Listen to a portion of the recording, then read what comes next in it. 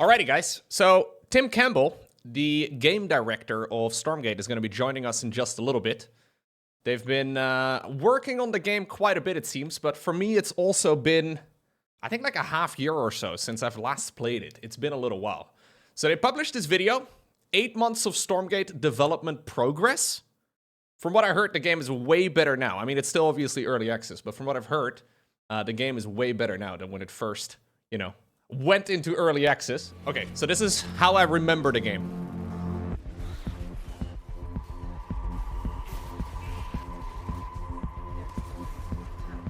Yeah, it's way darker.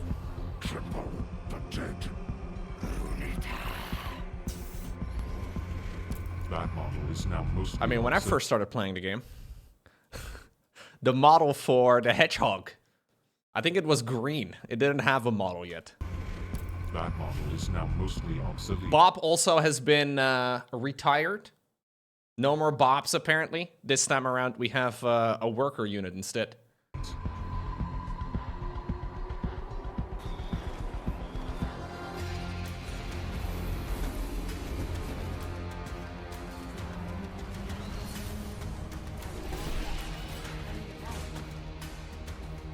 They found us. Defend the base.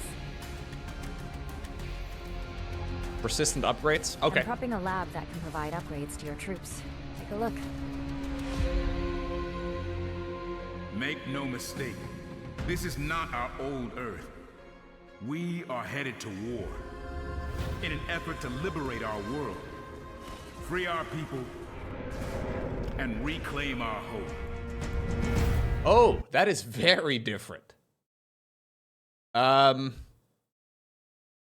So maybe I'm misunderstanding here, and I guess I can ask Tim about that, but in the past, you were like a bunch of survivors that were still on planet Earth, but now it seems like the humans are going back to reclaim Earth, rather than... Yeah, that is way different. Like, they already have spaceships here. It makes sense, I guess, with the type of units that they have, that it's not really a resistance against the Infernals, but, you know, them reclaiming it instead. That's neat. For Earth. All right, so first off, thank you very much for taking the time out of your day to come and chat to us. It's my pleasure. I'm glad to be here talking with you. Thank you. It is really nice to have you here. Yeah. So you guys have been working a lot on Stormgate, right? So I over the last half year, I have been playing Warcraft 1, Warcraft 2, and lately a lot of Warcraft 3. And I know that last game, I mean, it's one of my personal favorite campaigns that I've ever played. You were part of the team that made that, right? Yeah, that's right. There were a group of about 8 designers that worked on that campaign. And yeah, I've been super excited to see the resurgence. I watched some of your games this last weekend and everything. Nice. So I mean, it's been what, almost 23 years actually since it came out, and to actually see just the energy behind it and the community of people playing it, like it's humbling to see. It's just awesome. Yeah. Yeah, I guess you guys made it like 25 years ago or something then, right? Like the campaign, that's been a while. Something like that. Yeah, I mean, it was in development in the 90s, in the late 90s. How's that for like for feeling old, right? Like I that was 20, probably in development like 28 years ago. Yeah, it's crazy to think about now. That's so I'm such 32. A long span of time. 32. I didn't play the game when it first came out, but yeah, it's been a little bit. I think after playing, I think I've played the Warcraft 3 campaign like maybe 3 times now in its entirety. I mean, obviously, I love the StarCraft 2 campaign. Excellent campaign. I think there's something about the Warcraft 3 campaign that I like even better. And I've been trying to think like what exactly that is, right? Like, how do you make a really good campaign? Because I can imagine it's, well, I mean, you guys obviously released the first iteration of the campaign and it was difficult to, get everybody on board, and now you're redesigning all of it. Like, how is that process? Like, how do you make a good campaign?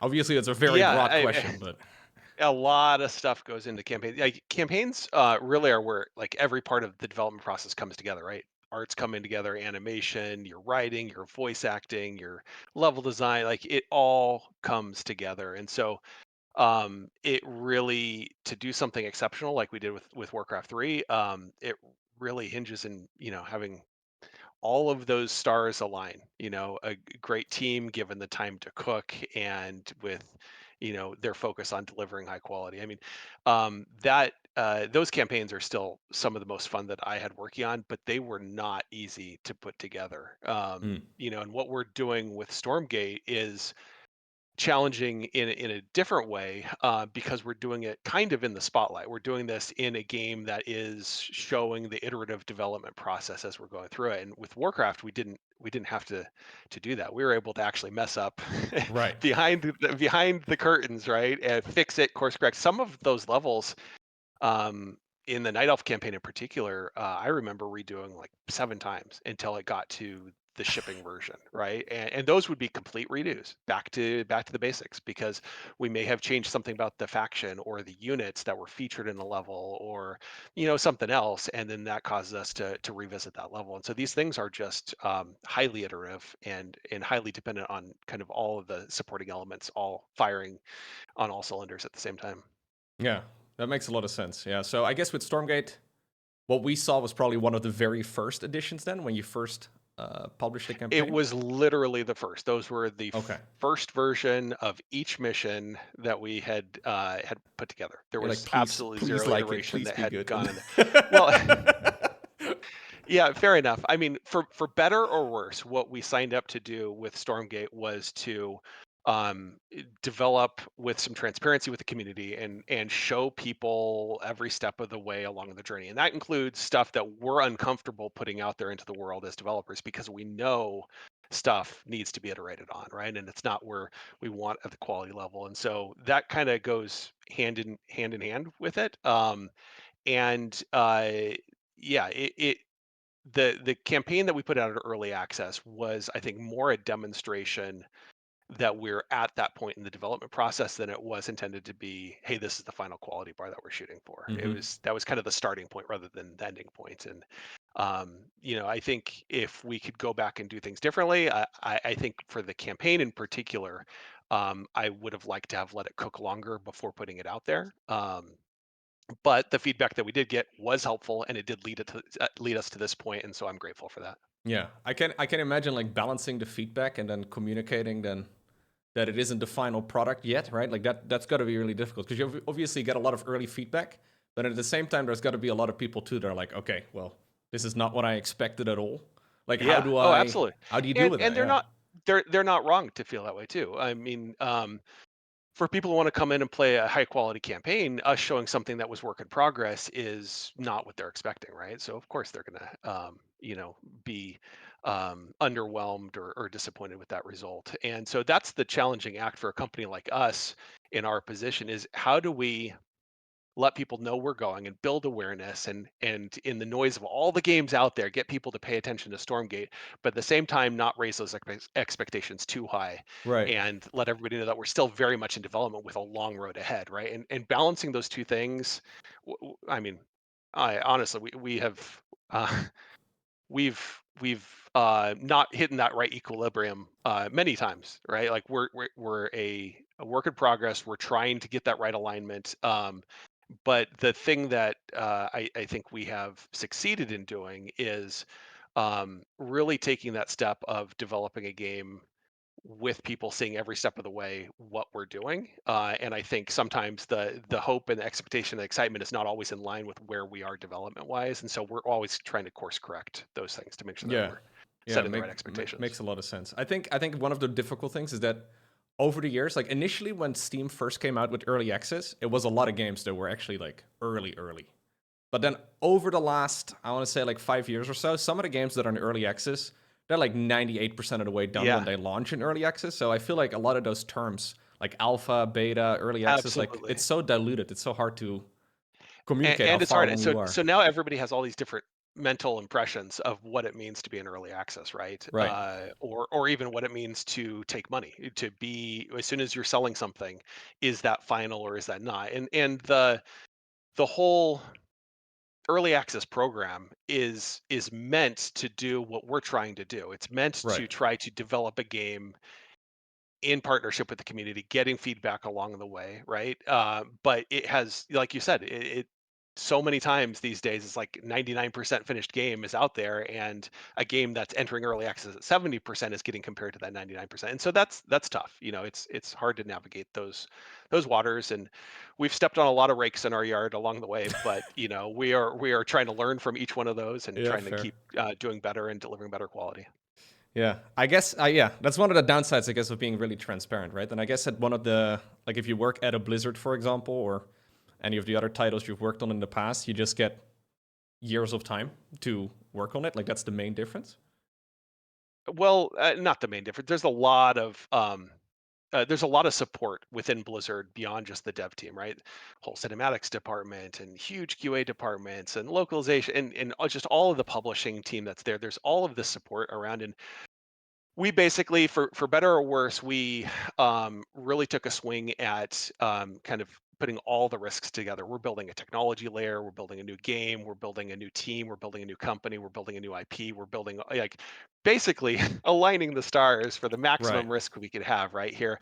And that was something that we did consciously, and our investors supported us in consciously, because what we're trying to do is not an easy thing, right? Blizzard makes the best RTS games out there, period, bar none, right? And trying to build a Blizzard style RTS game is not a faint of heart sort of thing, not something you dip your toe in. Like, you need to go all in to take a swing at that. And that's what we tried to do. Yeah, fair. So have you, the scope initially was really big, right? With campaign and co-op and multiplayer and everything else and like the map making and all that. Have you narrowed that at all, or is it still like we're doing everything? Yeah, that was something that even for early access was a big point of debate within the team, right? Like, how much do we need to index towards delivering something narrow and high quality versus how much do we want to cover our bases and then show the whole waterline kind of rising over time to eventually hit that quality. And again, hindsight's 2020. If I could Yeah. have gone back, narrowed scope, and delivered at a higher quality for our starting point, I would do that if I could. Where we are, we've made some of those modulations now with community feedback, and I feel good about where we are. We have put some well, I guess actually stepping back a little bit, one of the challenges we have of developing a game at the same time as operating a live service is that live service lives and breathes with a cadence of patches and updates. That might be a month or 6 weeks apart or 2 months.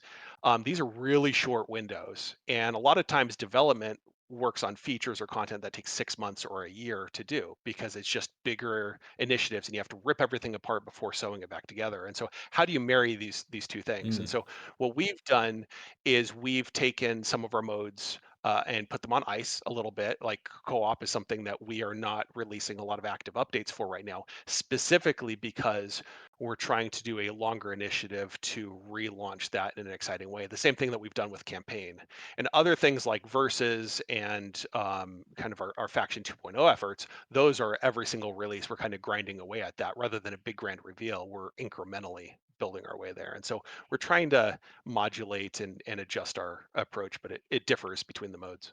Yeah. No, it makes a lot of sense for sure.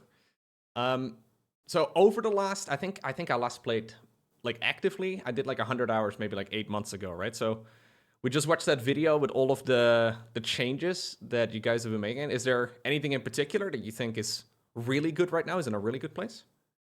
Yeah, well, 8 months.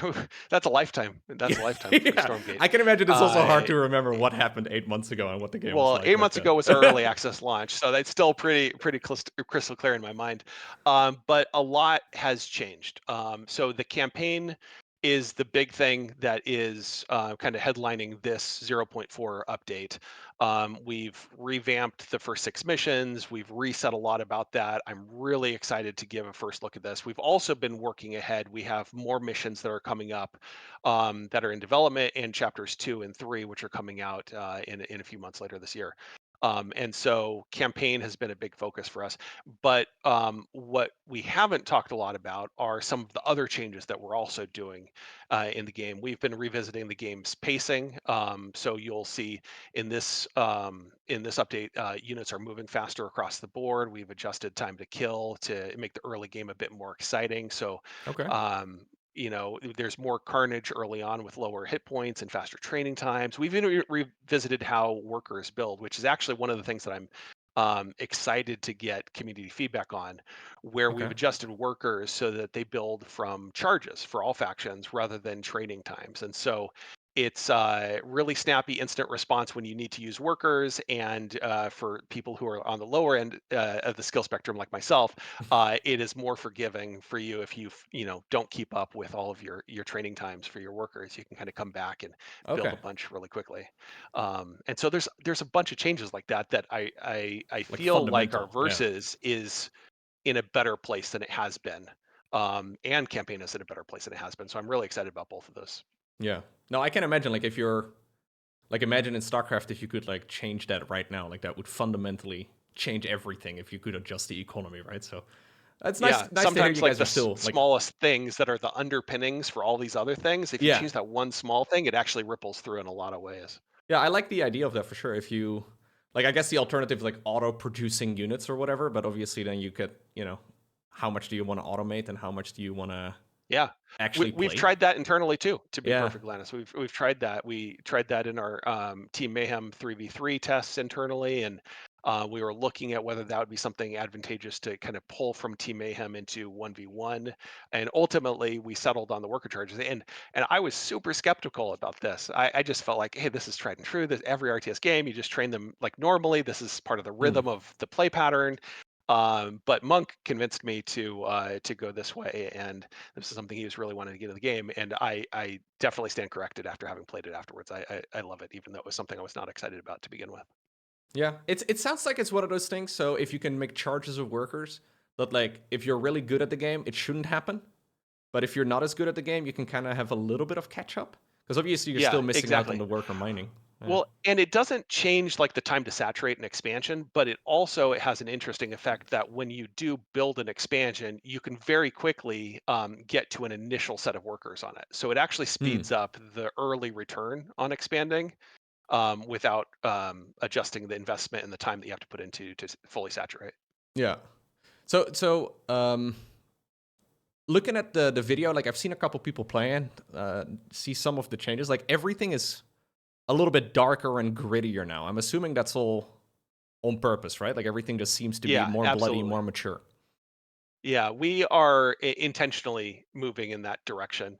So what we put at early access is a snapshot of this iterative process that we're in, and we know we wanted to stay in a stylized place from a silhouette and long distance game read perspective. Blizzard has really, I think, set a very strong precedent there, and we've seen the value of that over the years. But the tone of that stylization is something that we're trying to consciously change. Hmm. We, especially early on, trying to have a little bit of Warcraft and a little bit of Starcraft, a little bit of CNC, and kind of our own thing and mix it together. We were still searching for our identity back at early access and really trying to home in on what it is, what feels Stormgate, right? And at this point, we have a pretty clear direction, and now the gears are turning to shift the IP and the tone into a bit of a darker, grittier perspective.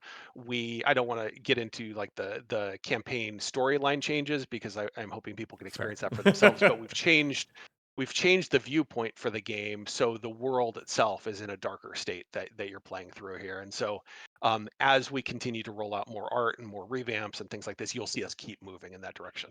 Yeah. Okay. No, I personally really like that. I think it's difficult to like balance the visual clarity then, right? Because I've played a bunch of Age of Empires, for example, and in Age of Empires, one of the things I constantly run into, and maybe this is a me issue, but just noticing which unit does what. Like if it's an archer or a spearman or a man at arms, like the units are about this big, and it's really Yeah. hard to actually tell what unit does what. So I Yeah, it's not a you thing. It's not a you thing. I struggle with that same thing too. well, And I've that's one of the complained about it challenges before. with I know RTS some development. people agree with me, but a lot of people are like, "What do you mean? Like you don't see the guy with the large stick?" But like glancing at the screen and then immediately noticing what unit does what is Yeah. really important in RTS, but also I can imagine like really difficult to balance. I remember in StarCraft at some point there was a map called Acolyte, and the map was really pretty, but it was super dark. And I remember in Zerg versus Zerg, I couldn't tell which units were mine and which units were his. It's like, yeah, like we get the really nice aesthetic, but I can't tell which units are mine. So it's pretty much Yeah. impossible to play unless you play like lowest graphics or whatever. Like striking that Yeah. balance is hard, I can imagine. Yeah, totally. It is hard, and honestly, we I think overcorrect in one direction or another, and then we kind of go into this rhythm of like, let's push a bunch of visual effects into the game. Let's make the campaign like dark and moody. Let's add They'll stop sandstorms. Let's complaining add if all you make these it like super bloody. mist and stuff. And then we realize, oh shoot, you can't see anything. So then we try to dial back and get that clarity, and then we try to push more cool stuff in. And so it's kind of this this ebb and flow, I think.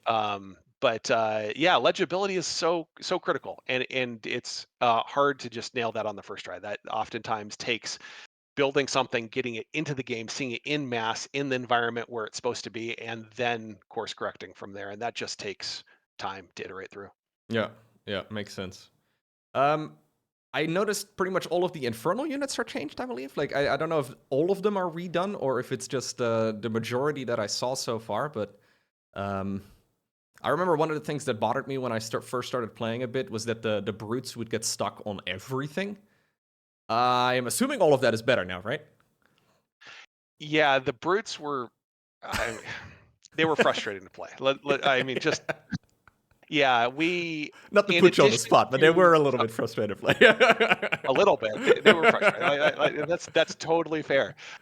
We wanted them to feel larger and more imposing than the Lancers that they're fighting against. You know, to make them be the scary, intimidating bad guys. But there's a lot of factors kind of at play there. There's the visual size for the model that we are trying to dial in, and then separately we have different radii for how they collide with terrain versus how they collide with other units, and they were just uncomfortably large on that radii. And so with this version, we've overhauled their model. They still feel bigger than the Lancers, but we've adjusted their sizes, and so now they're equivalent size with the radii, the actual game piece that everything uses for pathfinding navigation as the Lancer. So they should be much easier to control than they were. Like they're technically just as big, but just visually different.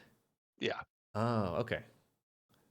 Yeah. So am I right though in saying that all of the units are redesigned, or is it just a majority of them? We're on the path to redesign all of them. So I would say we're midway, somewhere around 50% for the Infernals right now.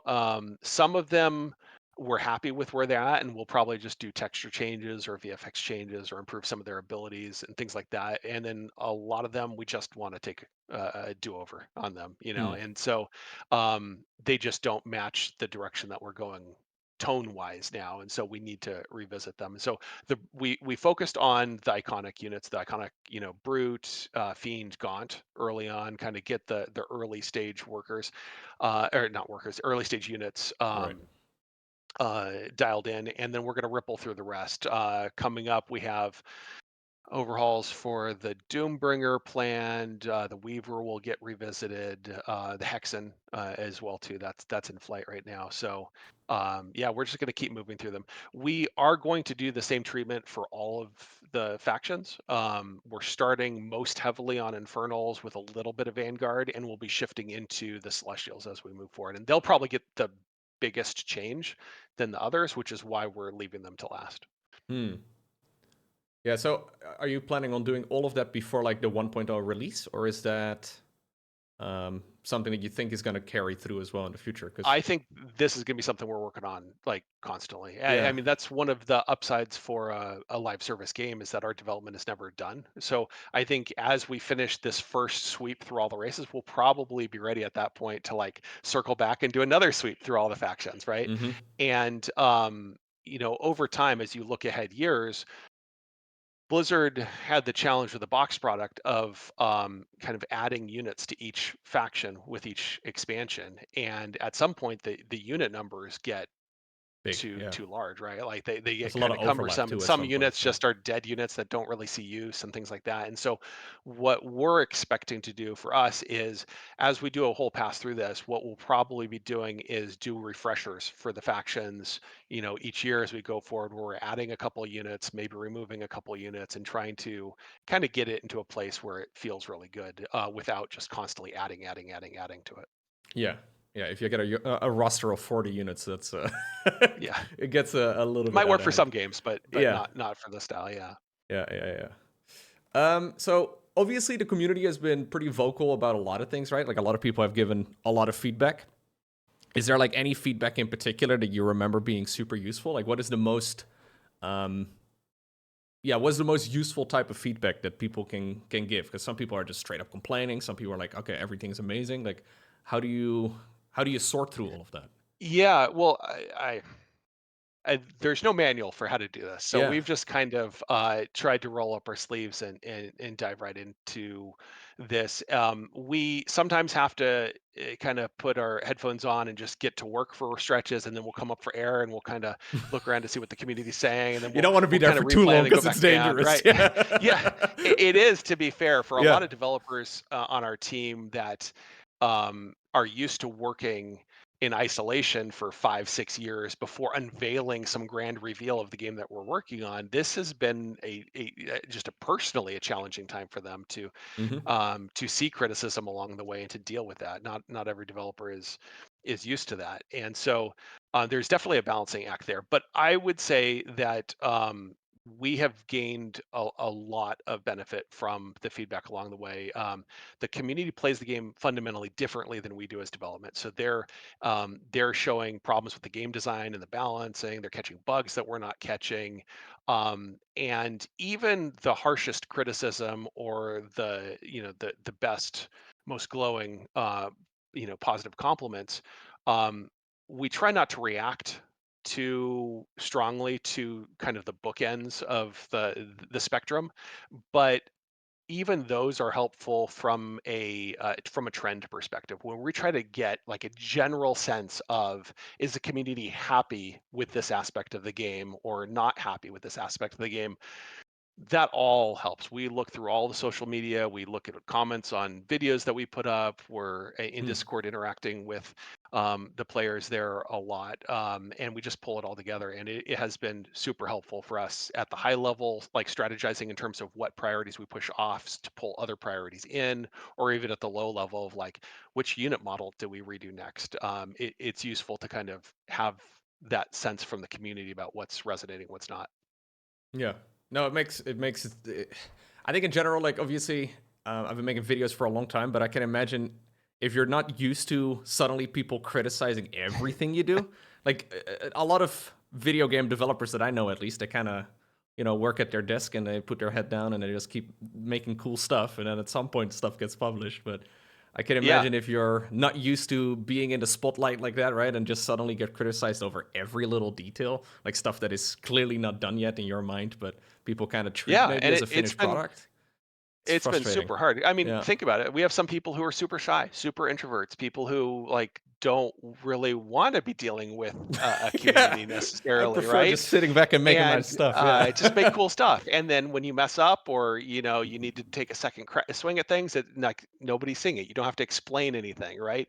And so that's been challenging for people. But at the same time, it's a great growth area for us. Like this Mm. is something where like at a big company, they would never let me in front of a camera. Like they would have No, teams of yeah. people, structured to make sure that interactions with the community go a certain way, right? And this has been something that we really really committed to early on. We said, this is going to be a bumpy ride sometimes. Sometimes it's going to be great, sometimes it's not going to be great, but we really think that the end result of partnering with the community and being transparent like this is something we want to take a roll of the dice on. We think the end Hmm. result is going to be better for this, even though it might be tougher along the way. Yeah, it makes sense because otherwise, maybe like you could spend months working on something that ultimately is just not very good, right? But yeah, like Absolutely, striking the balance is really hard. and that's the gamble in this industry these days, and why it's such a hit driven business is so many times, like when you start off on a project, you have to kind of like check the wind and like Yeah. predict Hope for the what the best. what the what the climate's going to be like 5 years, 6 years from now, right? And what other games are going to be out there? What's the player base going to be gravitating to? What new trends are there going to be? What things are going to be old and stale at that point? And to do that behind closed doors over this many years with Hmm. teams this size, like it's not a good bet to make. It's very, very hard to nail those projections. And so what we wanted to do was just always be able to have that sounding board, that North Star of being able to, you know, lead by our own instincts as developers, but always have the sounding board to check against to make sure that we're on the right track. And where we're not on the right track, that's okay too. We can course correct. And so that's what we've been doing. Yeah. No, I remember a few years ago when, a few years ago, maybe it's like 7 years ago at this point, but when suddenly like 14 companies, released their version of a MOBA, and then a bunch of years later, everybody released a battle royale and stuff. It's, just staying up to date with everything that's going on, obviously, and then making a prediction for years into the future. It's and then you impossible. always wonder, like, why did all these companies just choose to release their stuff all at the same time? Well, those decisions were made months or years ago, right? And they were done in isolation without awareness. So it's just sometimes that's the luck of the draw, right? Yeah. And for us, when we started out Stormgate, we didn't know about any other RTSs in development, and now we're seeing all these other RTSs come out or be announced, and so it's been exciting to see all this stuff, and just see the resurgence. I feel is really starting up in the genre.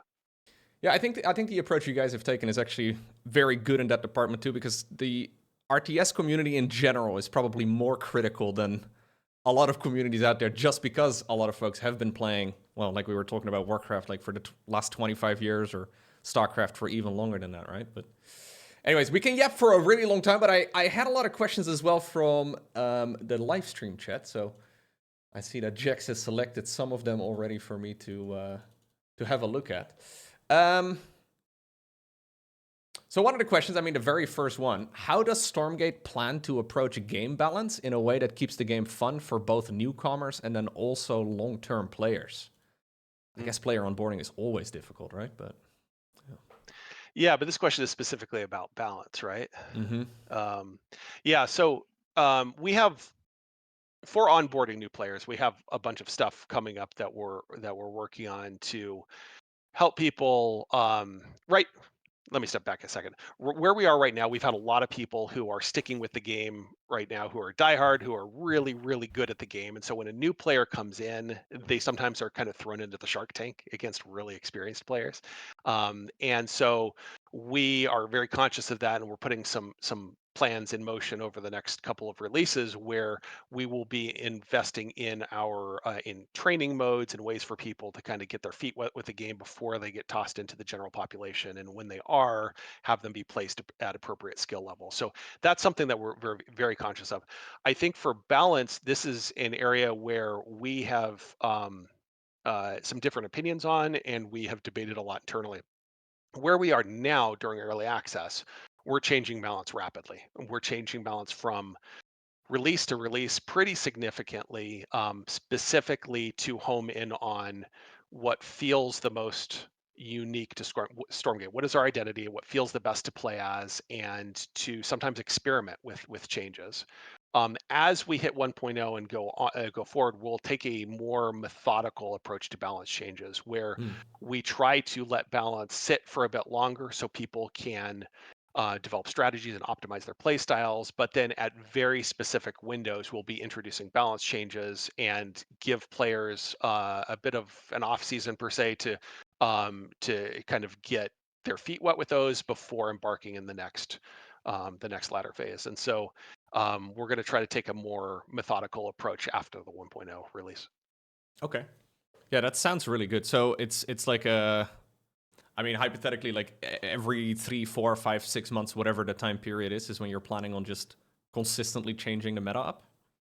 Yeah, exactly. Okay. So we're looking at, from season to season, there being breakpoints between them, and that's where we would be changing things up, and probably taking big systemic changes, like we're totally breaking a faction apart and doing something radically different, probably doing those like on an annual basis, so that Okay. we're giving people kind of you know clear periods of time where they know that the game's not going to change out from under them, so they can invest in building up their skills and their approach to the game, but then still being able to work in surgically these points where we can inject some big changes in life into the game.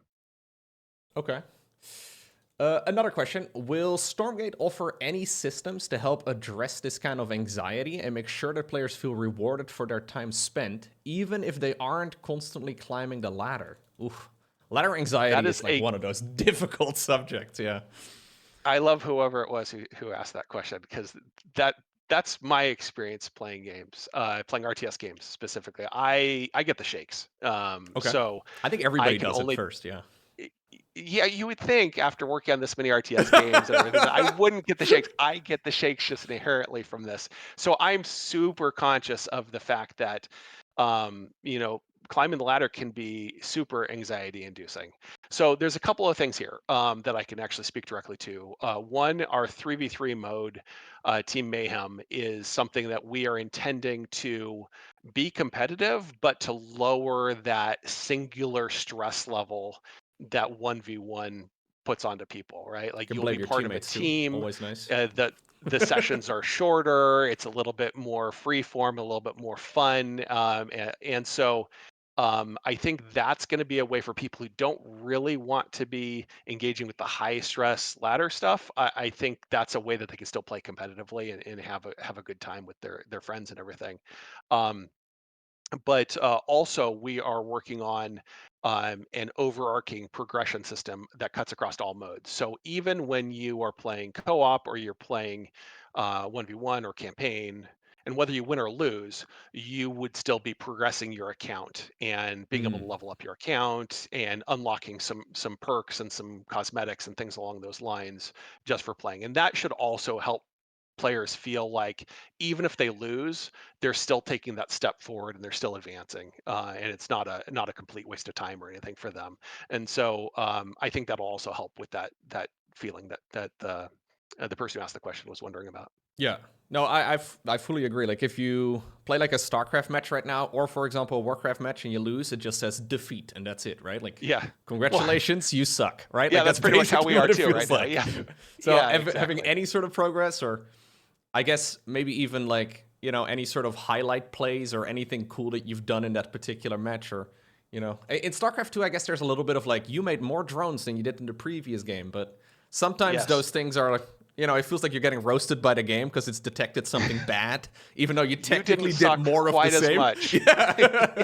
It's a little annoying, but yeah. Yeah, we have what we call a kudos screen that we're working on also for at the end, especially of 3v3, but I see that as something that would work well for 1v1 as well, where it highlights things that you've improved in, areas that you stood out from the other people on your team, and things along those lines. So even in a defeat where you were the worst person out there, you could still say, hey, you did better in this area, good job, right? Right. And so that, I think, will help a lot, just with the mentality of going through defeats and still wanting to keep playing. Yep. So somebody asked, I didn't see any new structure models in 0.4. When can those be expected? So are you planning on redoing those as well? Yeah, so we actually have multiple ones done already on the art side, but we how when art gets made, it then goes through design to get implemented and hooked up. And our designers were focused on the units and some aspects of gameplay that they're working on that time, so they didn't have the bandwidth to update all of the art models into the structures. And so that's something that I would expect in our next release, that you'll be seeing on the Infernals, at least, a bunch of new structure updates there. Okay. I mean, there's so many questions. It's hard to pick. Let's see. Will Stormgate offer players a way to create their own missions or game modes and maybe even get recognized by the community for their contributions? I guess like an arcade system type of deal. Interesting. Yeah, I like that. So we have wanted to put out our editor to the community since the inception. That was like one of the fundamental pillars of our game. We have built our editor to a really good place so that we can deliver our campaign and build our internal content, but there is still work beyond that to make the editor be something that we can release to people so they can make their own maps and their own content. That's something that we have officially pushed out beyond 1.0, but we're actually working hard on that to see if we can pull it in and release it sooner than that. And so this is something that we have multiple people on the team working on right now, really pushing hard for. So I hope that we'll have some good news to share on that front relatively soon. And that would be the best way for players to be able to create content. Now, the second part of the question about being recognized by the community is something that we really want to do. That's like a second stage beyond putting out the map editor so people can build content. That's then allowing the community or even us to be able to recognize specific mod makers or map makers for building amazing content, right? And somehow rewarding them or giving them prestige related to that. And that I just I really, really want to be able to do, but that's 2 stages down the line. For me, coming from a level design practice or background in my career, like I really respect content creators who are making content for these games, and I really want to recognize them. So we're gonna push hard to try to find a way to do that well. Yeah, it makes a lot of sense to not be prioritizing that at this point in time, but it's nice to, know that that is an important part of the experience as well. So somebody's asking, with the RTS genre feeling a bit more niche these days, especially with StarCraft 2's declining player base, do you think... is that the case? I don't even know if that's the case. Do you think Stormgate can revitalize interest in it? What are your thoughts on bringing in a new generation of players, particularly those who are not familiar with the classics? I think that's actually a really good question, because obviously Stormgate is kind of meant as like a successor to, a lot of games that a lot of us played, or at least like a spiritual successor. Yeah, what if you haven't played those? Because I guess, a lot of the player base is in their 30s now, right? A lot of people get their kids and Well, that's part of the challenge, right? Like, and I, again, like we were saying, I don't know if StarCraft 2's numbers are declining actually these days. I like I RTS see the player same bases viewer numbers are at least for years now. ridiculously stable. I mean, look at all the players for Age of Empires 1 and Age of Empires 2 still. Like players attached to these games and they stay consistent. These communities have super high longevity to them. So I actually don't know if that's the case, but we definitely aspire to help bring more people into the genre. That is the founding idea behind Frost Giant, and we're still working on it, but we think that having team play modes, we think that having the free to play price point to let people get into the game and try it before spending, to just remove barriers between people, and to have the co-op mode that allows people to engage with teams but in a non-competitive way. These are all really, really big parts of bringing new people in. If you look at StarCraft's pivot to free to play, co-op was where they really saw the biggest surge of interest. And I think if you look over at MOBAs or you look at other genres, you see a lot of games that have team-based formats that are just different than the traditional 1v1 ladder for StarCraft or Warcraft, right? And so obviously ladder is important to us. We put a lot of work into that core experience, but I think it's these other modes and these other ways of playing and having the game become more social that will really draw in these people who have not historically played RTS games. And I hope that we can be part of a resurgence for the genre. I think there's a lot of exciting things going on in this genre today. I mean, seeing just the Warcraft 3 tournament that you guys were having just this last weekend, and seeing Blizzard sponsor that was pretty awesome. I mean, that's energy coming directly from the community. Tempest Rising shipping, we see Battle Aces with their beta. Age of Empires 2 had a giant patch recently. Like there's actually this kind of swell of energy right now in this genre that I'm super excited about. I just want to see continue and see that keep growing. Yeah, no, I really like the direction that you guys are headed in. Like, I feel like a lot of the StarCraft community it's always kind of existed outside of Blizzard. That's not necessarily a bad thing, but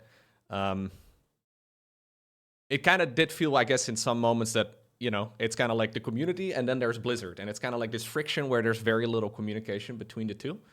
Yeah, it's nice to hear you guys are, so actively involved in it and are willing to actually, like, everybody's just ultimately aiming to make a good game, right? Like, that is ultimately what the goal is. Yeah, absolutely. So. And I think for us too, I mean, it's probably true for other dev teams working on RTS too, but I know for a fact for us, regardless of what happens with Stormgate and what level of success we hit with it, we love this genre. We want to see this genre thrive. I want to see a Warcraft 4. I want to see a StarCraft 3. I want to see Command & Conquer come back. I want to see new IP spring up in this area. Like this is, fundamentally the reason why I got into this industry. Warcraft 1 and 2 were foundational for me and directly brought me from college into my first game development job. And so like I want to see this genre thrive, and so do the team. Like we're a group of people who if we're not playing Stormgate and working on Stormgate, we're probably going to be found playing one of these other RTS games, And they're still and good. Like Warcraft 1 and 2 are they're like they great. surprised me with how fun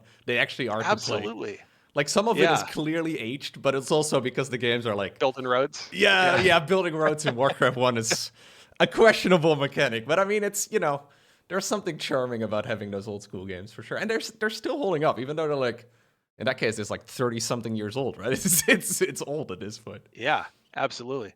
But Warcraft 2 especially was formative for me. That is still one of my absolute favorite games of all time. And so that's why it was such a bucket list opportunity for me to work on Warcraft 3, because Warcraft 2 just I played more of that game than I think pretty much anything else out there. I loved that game. So I The only bloodless sound, recently I could gave hear it a that in my try, but sleep. some of those units are, in hindsight, I guess if you look at some of the units, like the Paladin in Warcraft 2 in particular, it has everything. It's got like the scan ability, it's got a heal, it's the best melee. It's a little too much power concentrated in one unit. Yeah, absolutely. It's really sick. But it was fun, and we're still talking about it now after all this time, right? That's true, yeah. Will Stormgate. So if you guys, by the way, have any questions, you can post them in the chat. Jax is selecting the best ones for me to go ahead and ask. So if you have any questions, feel free to let him know. I mean, I know the answer to this, but will Stormgate host community-driven events or tournaments to boost player engagement and visibility? Yes, absolutely. That is definitely a part of our plans. We've recently showcased a trial run with the chalk tournament that we had earlier this year, the ability for us to do a takeover of our front end screen so we can highlight tournaments and events. We have a Twitch integration so that you can actually be able to view these tournaments directly through our game client. So we are investing in the capability there to be able to showcase and support community run events for sure. And there's already been several that have been hosted by players in our Discord, and they've done a great job just kind of building a bunch of excitement within the community from a grassroots perspective. Are the developers looking at adding additional game modes to increase the player base? So I see some people asking about, for example, Archon mode, that sort of thing. Like, is that something else you're considering, or is that not a focus at this point in time? Yeah, so interestingly enough, we did a prototype for a 3-player co-op version of our campaign, and really liked it. Really successful, but we have not put in the additional work to bring that to fruition just yet, because we've been working on the campaign underpinnings first. And so as you see us kind of get out the starting gates here and be able to release chapters 2 and 3, you'll see us go back to that. And I think campaign is already probably the most approachable mode in an RTS, but being able to play it cooperatively, I think opens up that gate even wider. For example, one of my kids could now play the campaign with me cooperatively, right? And so that now opens up the door to them, or somebody who is much more casual. I can shepherd them through the campaign. And so I think that's the next step to really open it up. But we have already a number of modes in the game that we're trying to kind of bounce between to support. And so we have our 3v3 mode and our co-op mode, which we'll be bringing back. And both of those will probably happen before we then move on to cooperative campaign. That'll probably be the next thing we do after those. Okay. I love the idea of cooperative campaign. I can imagine a lot of people want to invite a friend or whatever, but it's, obviously multiplayer is nice and all, but it's still a little stressful. Yeah, even if you're playing 3v3, right? Like, you can blame your allies and, maybe lean on your allies a little bit, but co-op campaign is really cool. But I can imagine you kind of have to have like the final version of the missions first, right? Before you can actually add, exactly. Like, and that was kind of what we hit. We prototyped it. We said, this works. This is the direction we want to head. But we're changing all the underpinnings. So why invest in that while the ground's shifting out from under it, right? So we kind of wanted to stabilize the campaign first and then circle back to it. Okay, so what is the minimum hardware specs that you're aiming for, balancing how complex a game can be and the availability for players with older hardware? That is a very specific question that I do not know the answer to. What graphics card do I need, Tim? I'm actually not sure where we're at right now. So I think that will probably be something that I mean, we're always bouncing between optimizing performance and then adding more content, which is inherently unoptimized, and then optimizing and adding more. That's going to continue throughout early access. But as we get closer to 1.0, we will be putting a more prolonged, more focused effort into optimization. And that's probably when we will look at really hardening what our min spec is and what our recommended spec is. But yeah, so I Yeah. hope that we'll be able to firm that up and actually lower it a bit as we get closer to 1.0. Yeah, makes sense. You don't want to be limiting yourself too early as far as that goes. Yeah. Are you planning on adding versus AI matchmaking? It's my favorite way to play StarCraft 2 as a casual player. Matchmaking versus AI? I'm guessing custom games against AI, but I'm thinking a skirmish mode, which okay. a lot of RTSs have, where you can basically play 1v1 but against AI opponents. And the answer is absolutely. Yeah, we have been spending a bunch of time working on our AI for the 0.4 release, actually. And so the AI bots that we had before were basically like non-aggressive bot, peace bot, Oh yeah, I they remember don't them. attack at all. They only send 5 lancers. That's It all they literally do. does nothing. Yeah.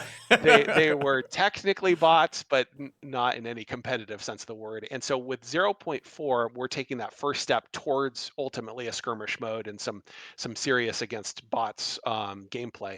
The bots now are split across the normal difficulty levels, easy, medium, hard. We'll be adding more later on, but they now cast spells, they scout, they don't just a move to your main, they will actually engage you in different places, they will research and climb the tech tree and use different unit comps and switch comps during matches. So this release is where we take that first step towards our bots really being a good a good experience to play against. But we'll be taking those bots and then doing a formal skirmish mode around them as we move forward. And that skirmish mode will play into the overall account progression that I was talking about earlier. And so people who would like to play the competitive game but don't really want to play competitively against other players can still do that and can still have the full experience. Yeah, no, that sounds like an excellent stepping stone too, right? To be able to get to playing against actual people.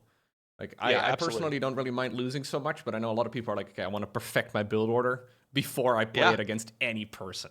Absolutely, or learn, what strats to use against the different races. Like there's a lot of trial and error that goes into that, and people don't want to, be affecting their MMR on ladder when they're learning, right? So I totally respect that, and we're going to try to support that more going forward. Will we see heroes make an entry into Stormgate like in Warcraft 3, such as levels and items for PvP? I've heard some rumors that apparently people are saying they're adding it to AoE too, but I don't really know exactly if that's the case. But I think that is the single most controversial topic that we've had throughout all of development. 100%, I can imagine. There is a bunch of people who say, you know what, 1v1 would be so much better with heroes.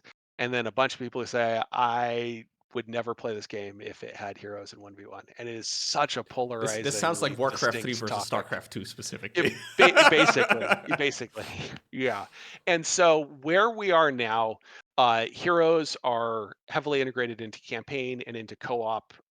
Heroes are also something which is integrated into our 3v3 mode, but they're not things that we plan to add to the 1v1 mode. We are trying to keep 1v1 as kind of the purest, competitive, fair, balanced mode where the latest hero that's OP, we don't want that to kind of throw cascading ripples into the balance for 1v1 and kind of undermine that. So we want to try to put a force field around 1v1 and preserve that as much as possible, but then integrate heroes into the other modes.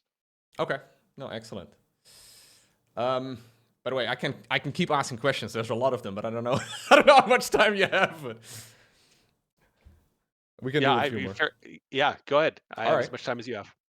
Will there be more biomes for the future Vanguard missions other than the ones shown in the first 6 missions? Will the current maps be updated to be more varied visually now when you have introduced so many new environments in 0.4?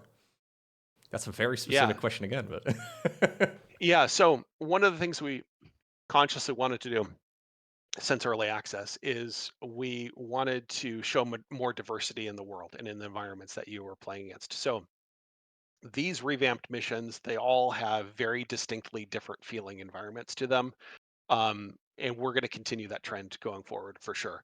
The storyline where you're experiencing these missions is set on Earth, but it is an Earth undergoing transformation, and that transformation allows us to have some very wildly different environments, even though it's on Earth.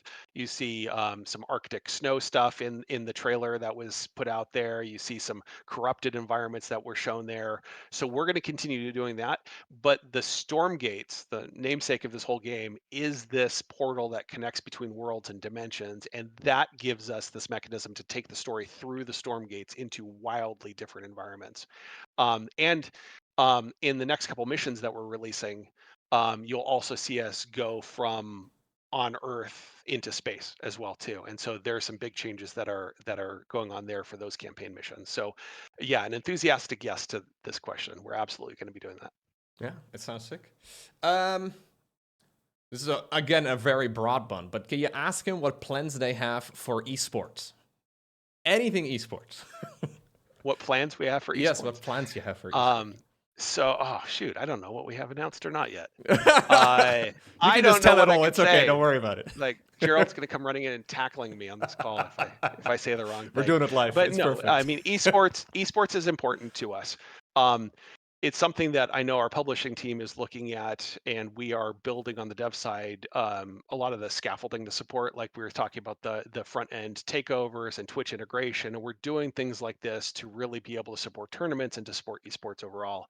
But sorry, I'm just looking at the chat. They're saying, like, don't worry about it. We won't snitch. You can tell us everything. But Gerald might disagree. But right now, to be perfectly honest, we're focusing on the fundamentals. Like, get the game playing good, get the factions complete, really get that dialed in before we really shift in earnest to trying to support a top level esports scene.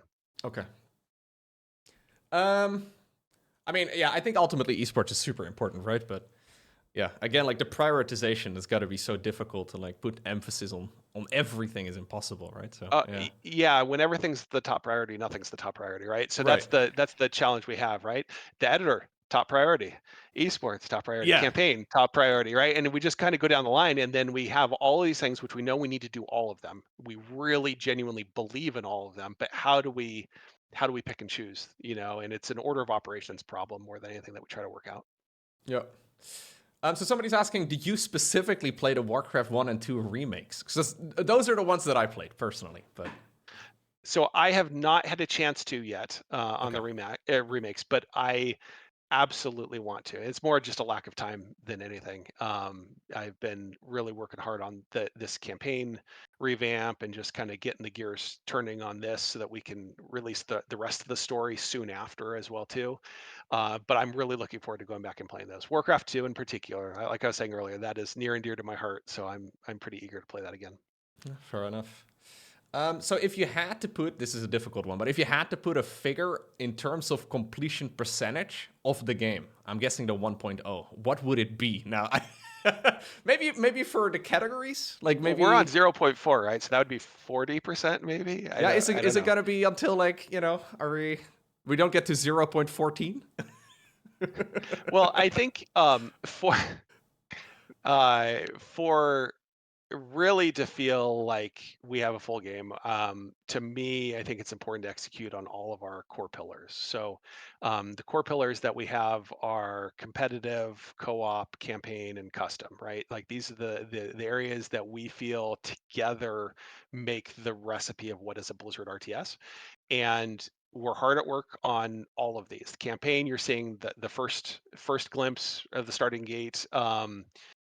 Here with 0.4, you're going to see a lot more in the upcoming months. The editor we've been working hard on, so that's going to be the underpinnings for our custom games. And same thing with our AI. That work is really going to hopefully open the door to a lot of community-built content. And then competitive, of course, we're working on that with the faction overhauls and co-op is we're kind of keeping that quiet for now, but we will be relaunching that in a very exciting way coming up. So yeah, I think that's really our target. When we kind of are feeling good about all 4 of those, that's when we'll be feeling like the game's more or less there. Makes sense. So somebody's asking a question about the campaign specifically. Are you expecting extensive reiterations or redesigns on the first 6 missions? So you mentioned, I On guess, that some of these them are like, 6, yeah. Yeah, so at early access, we basically sifted through all the feedback, all of the feedback pretty exhaustively. And it was clear to us, that a coat of paint wasn't what it needed. We needed to take a mulligan, right? We needed a do-over. And so we consciously put all the cards back on the table and said, all right, knowing what we know now and with the capabilities that we have now, how can we redo this and build an awesome campaign? That's what we've spent, the last 8 months. We didn't start immediately, 6 months maybe. Mhm. That's what what you're seeing here is that kind of that first step. We're not going to take that level of like tear it down to the studs and rebuild it approach again on these first 6 missions, but we are still going to continue iterating on these 6 missions to refine them, polish them, make them more fun, tune the difficulty better, fix bugs, and overall just improve that experience. So as we're building out the rest of the campaign, you will see us keep iterating on these earlier missions for sure. Okay. Will we see any additional heroes introduced that could be outside of the normal factions? So I guess this is because in Warcraft 3, obviously, you have the tavern heroes, and you have this, Yeah. like, I mean, maybe in the campaign you come across a neutral group. Are any A of those Yeah. a possibility?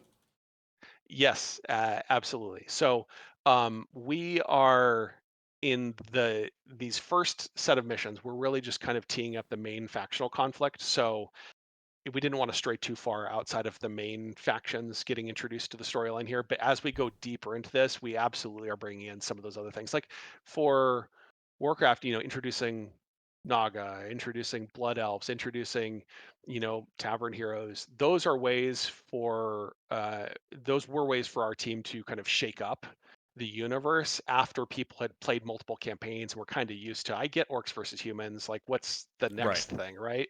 And we will get there too. But right now we're at the earlier stage of just making sure that our core factional conflict is there. But definitely there are plans. Definitely there are additional things beyond these first 3 factions that we're laying the groundwork for.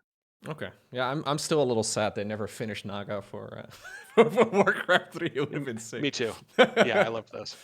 I've heard in the past. Oh, this is a leading question. Somebody's asking. I've heard in the past that you're a big fan of 4 factions. Do you think a 4th faction will come before or after 1.0?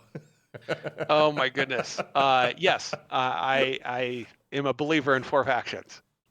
We have had a 4th faction planned and in mind Okay. since early on. It will not be there for 1.0. This would be an after 1.0 thing. So unfortunately, I have to splash some cold water on that idea. There's not going to be a mystery drop of a 4th faction at the end, but it is definitely on our radar and part of our planning and something that we want to get to. Okay. That is all right. Well, let's everybody guess what what the 4th faction is going to be. Yeah, no, it makes a lot of sense. I can imagine it would also drastically just change the scope of everything, right? And also, like, if you want to, I don't know, balance the game or whatever, it would just add Absolutely. so many layers. And one of the challenges right now is scope, right? We have outsized ambitions. We have things which are good for a game that we want to be developing for years to come, right? It's good to have those goalposts be set so ambitiously.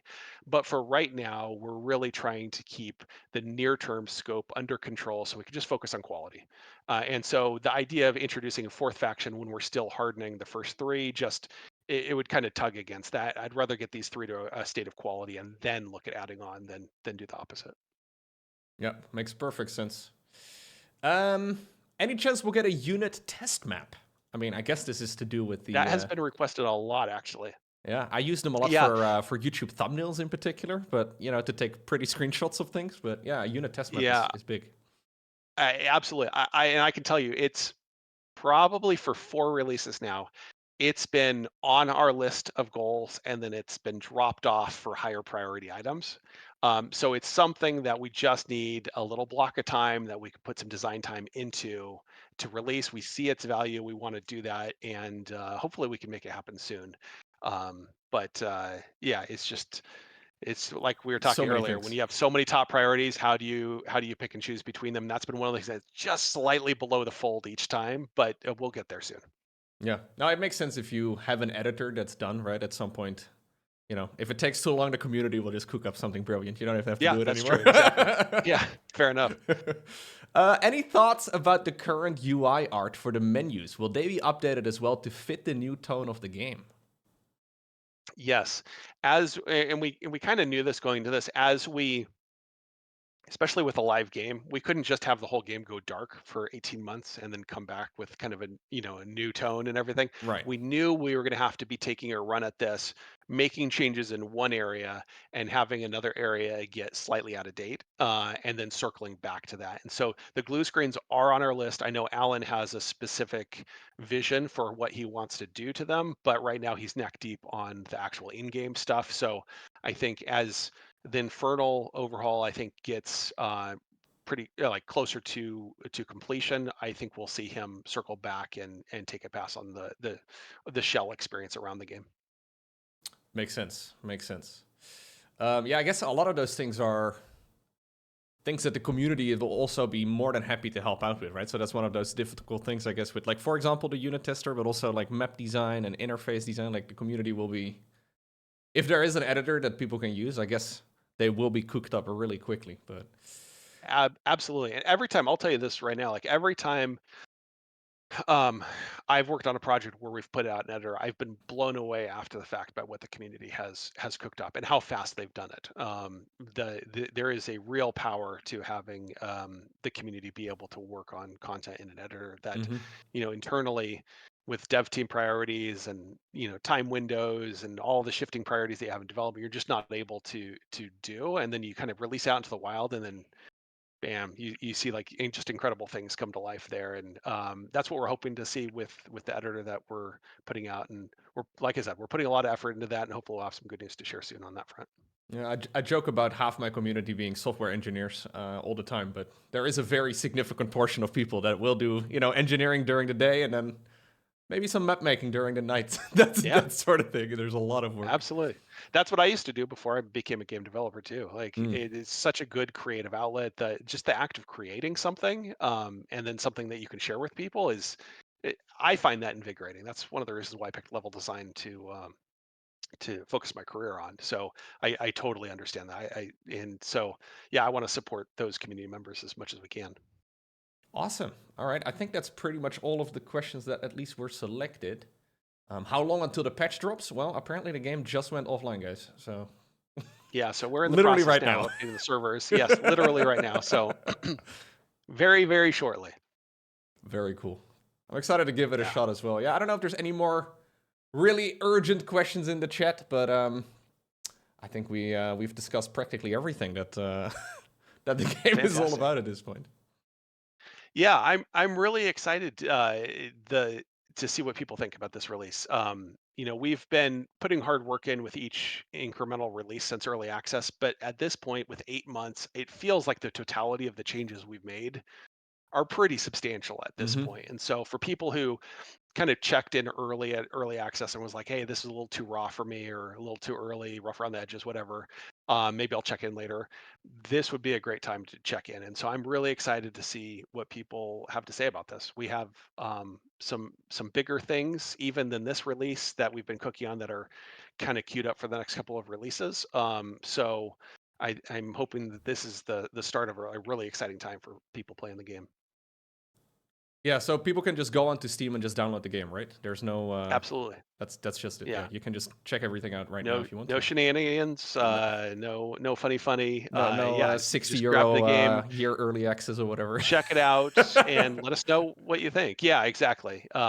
It's a free to play game, so you can get in. You can play competitive. You can play cooperative. You can even play the first few missions in the campaign, and just give it a run. See if it's something for you or not.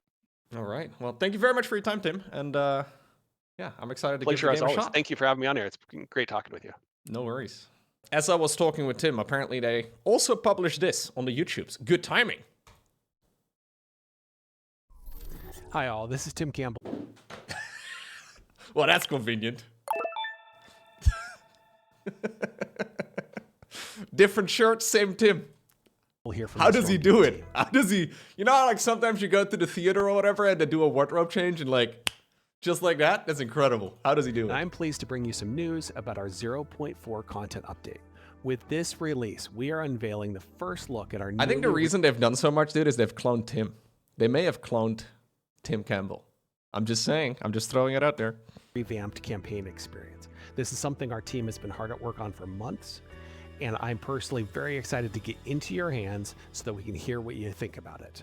However, it's also important to note that it's just the start for us, as we have more missions coming up very soon, as well as chapters 2 and 3 of the Vanguard campaign that are on track for a release later this year towards the end of summer. We've also jammed That printer behind him is not for paper. Ooh. 0.4 full of all sorts of changes that are outside of campaign, including changes to the core pacing, our versus mode, our factions. So let's dive into the details and let's unpack all of the goodies we have in store for you with this release. The first 6 campaign missions have been completely rebuilt from the ground up. Dude, some of these scenes, sorry, I don't mean to pause every 3 seconds, but some of these scenes look way better. Like this looks way better. I kind of feel like the very first iteration looked a little bit too Diablo 3-y, if that makes sense. You know how like when Diablo 2 was this dark, gritty game and then Diablo 3 came out and everything was like rainbows and sunshine? Well, not necessarily, but this feels way grittier to me. I like it when games just kind of double down on, you know, having the heavy metal music and the blood all over the place. I mean, I personally like it. Maybe that says a lot about me as a person, but anyways. No, I'm glad they decided to go with the more gritty approach here. Have been completely rebuilt from the ground up. We're talking new storylines, cutscenes, art, audio, mission design, and more. You'll explore the Raptor 1, which now serves as our brand new campaign hub. Interact with your crew via the new conversation system. Oh, hi. Still getting used to so many people. And make strategic choices with the tech decision tree. Use credits earned from bonus objectives to unlock army upgrades and research randomized. So again, this is also still early access. Just pointing it out there. I know some people will be like, that portrait is not what I expected. And, you know, it's still, yeah. With the tech decision tree. Use credits earned from bonus objectives to unlock army upgrades and research randomized artifacts. Sorry, what is the hoplite? Now I want to have a little read. Upgrade your Lancer units to hoplites. Hoplites gain power leap ability. Have 50% more base weapon damage, and their attacks hit in a cone instead of a line. Okay, that's actually very fun. Also sounds incredibly broken. Army upgrades and research randomized artifacts to help you on your missions by customizing what your forces are capable of doing. Report to mission control to get your upcoming mission briefing or reach. Oh, it's a hoplite because they can hop. All right, fine. I thought it was like, you know, the Roman army, but okay, fine. Anyways, I guess we'll allow it. The drop window is rapidly approaching. Heroes now even gain XP and advance in levels with a progression that is tracked from mission to mission. With each level advanced, gain a new point to spend on traits that customize hero abilities in a variety of ways. Lots of other improvements have been crammed in as well, including checkpoint save load improvements and post-game stats from Versus now being brought to campaign. Pulp Fiction? However, campaign isn't the only thing we've been working on. On the faction front, we've been very busy too. So I like these visuals a lot. However, for campaign, I think it looks glorious. Makes a lot of sense for co-op campaign, the more casual modes, right? For 1v1, I think this would be a little bit too cluttered. Because some of these, like, you see how, like, there's, like, object source lighting over here from, apparently, this impact, how it reflects onto these things. I'm assuming it will not look like this for the camp, or for 1v1. That would make the most sense for me. But I'm glad they went a little bit more all out on, you know, refining all of it. I think this looks sick, though, for a campaign. Like, this kind of looks like you know, you're watching like a cutscene almost, right? Where you're just trying to make the pretty pictures, but I'm sure you could change the graphic settings if you wanted to. Campaign isn't the only thing we've been working on. On the faction front, we've been very busy too. For the Vanguard, we've added new models for the Servo, which is our new Vanguard worker, the Rest new in pieces, Hedgehog, Bop. the new Hornet, and even the new Evac. On the Infernals, we've updated several of their units, including new models for the Brute, Fiend, and Gaunt, as well as new textures for the Spriggan and Flayed Dragon. We've also replaced Infest with a similar but more thematically... Yeah, so this looks way different than the campaign, right? I mean, some of this is definitely not finalized. If you look at the... definitely not creep. On the Shroud. Shroud is what it's called. Appropriate curse mechanic, which now spawns new timed life phantoms that can be balanced independently from fiends. Shroud has also been heavily updated for the Infernals. It now spreads up ramps as well as down, and it even corrupts any trees that it touches. Shroud is also now visualized on the mini-map, so it's easier to tell where it's covering places and where it isn't. Okay.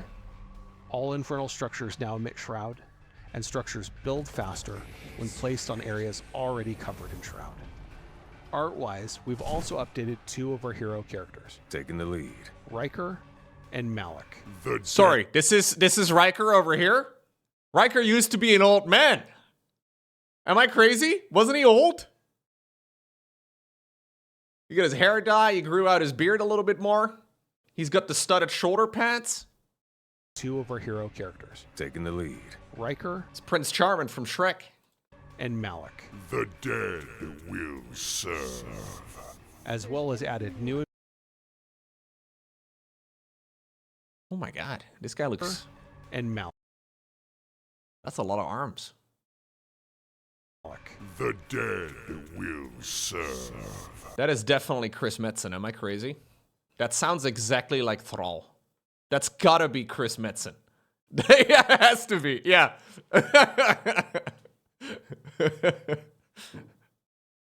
As well as added... Yeah, you didn't hear it? Okay, hold up, one more time. We've also updated two of our hero characters. Taking the lead. So Riker. This is, I'm fairly sure the voice actor for Malik has got to be Chris Metzen, who is the voice actor for, like, for example, Thrall. I believe he does the battlecruiser in StarCraft 1 as well, the Marine, that sort of thing. And Malik. The dead will serve. 100%. As well as added new NPC models for a range of characters in our campaign and Raptor 1 crew members. Wait, the dog is still here? Aww. For our 1v1 versus mode, we've continued to fine-tune the speed, pacing, and level of excitement in our competitive gameplay. Unit move speeds have been increased across the board, averaging somewhere between 15 to 25% faster depending on the unit type. This feels really nice to play, putting you more in control and enabling some of our previously slower units to become more viable. These guys were so Tier slow. 1 units also now have a lower health. Yeah, so Tim said that a lot of those units are likely to be redone, especially for the Celestials, right? If I understood correctly. Value across the board. It's just that right now it's not a priority yet, but it's, you know, you have only so much time in a day. Generally speaking, we want to see more carnage in the early game. Yeah, this looks way more refined now. For this with faster training times. We've also hold up, can we look at that scene again? And have compensated for this with faster training times. We've also that looks way better now. Like everything here looks better.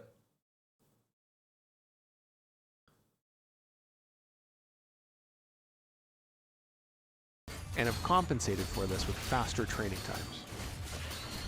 We've also removed starting combat units. Players no longer begin with a scout or a hexen, for example. Okay, that is one of those things that I thought was kind of funny, because one of the main focuses of the game is to make it more accessible for newer players, but also we give you this unit right at the very start that requires 200 APM to effectively control.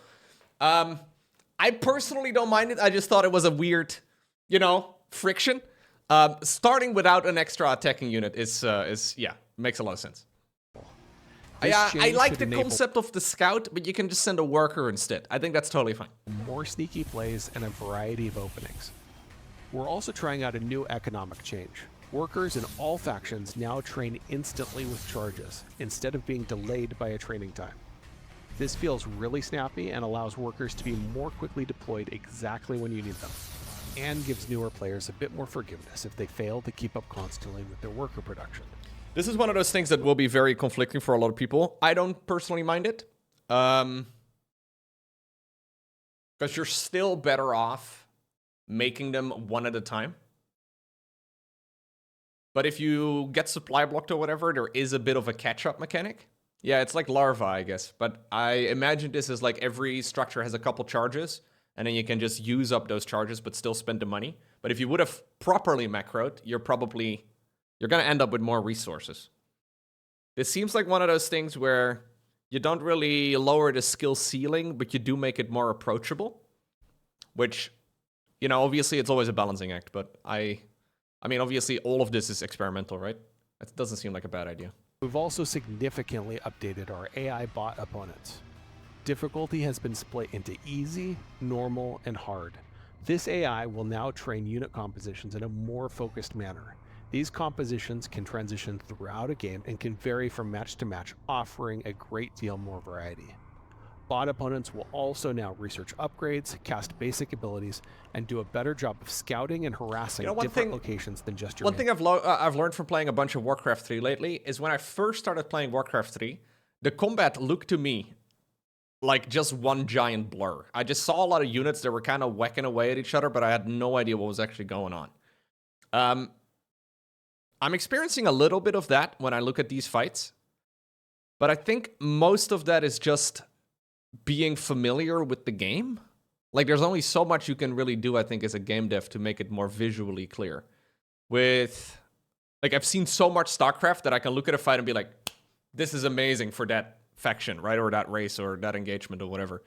I'm starting to get that with Warcraft 3 now, at least for the matchups I'm familiar with. But when I first, like, for example, during the tournament, I saw an orc versus human game, aka a matchup that I've never seen before, and I look at it, I'm like, what in the world's happening here? There is a production tab, by the way, right above my camera. Anyways, yeah, all of this will still be refined, right? But it's good. Bot opponents will also now research upgrades, cast basic abilities, and do a better job of scouting and harassing different locations than just your main base. On top of all this, we fixed a ton of bugs, implemented a bunch of stuff that I can't even remember for this video, and set the stage for some major upcoming releases. You know, like somebody started making a list of all the changes they made, but then at some point they had a meeting coming up and they forgot writing down what changes they made. And then, you know, suddenly they're like, whatever, who cares about it anyways? And now suddenly what was meant to be a 12-page document is now a 3-page document. And you're like, oh God, what else did we do? I can't remember any of it. Anyways. Including new campaign missions, a big shakeup for Versus and our ladder pool, and some really fun surprises that we have in store for the next couple of months. Thank you for being on this journey with us. We appreciate you and couldn't do what we're doing without your support. And I'm very excited to see your reaction to these changes and what we have coming up very soon as we continue to make Stormgate as great as possible. Thank you for everything, and I'll see you on the battlefield. Really cool stuff. I like it a lot. Yeah, it is of course a risk being this transparent. Because, like Tim was saying, if you are, say like you work on a game at Blizzard, you basically show the game when it's like 95% of the way done, right? Like a lot of people make comparisons of the Stormgate alpha to like the StarCraft 2 alpha. And the StarCraft 2 alpha was already like almost done, right? Like it was already almost finished. It's a very different approach. I'm hoping a lot of people are going to give this a second shot. Ultimately, I'm planning on playing basically every RTS game that I can get my hands on because I love playing RTS games. And yeah, I think the transparency of Stormgate is, in a way, it's quite brave because if you're not used to criticism for like early work, it can be incredibly demoralizing. Right? Like imagine you're a guy who was just working on a video game and then you're like, okay, this is what I have now. What do you think? And then, you know, you get the Steam reviews and the Reddit threads and all of the other comments everywhere. It's like, oh God, what have I done? Being able to sort through all of it and then But obviously on the flip side, you don't spend months working on stuff that ultimately isn't going to work. Right? Like, it is very risky. If you don't share any information, you might just be spending months of your time and then not being able to go back and reiterate if you haven't shared stuff early. So, yeah, I think it's very nice that they are continuously improving in the game, and I mean, I'm gonna keep an eye out on it. They've been making very good progress. I'll give this a try, and we'll see what it's like.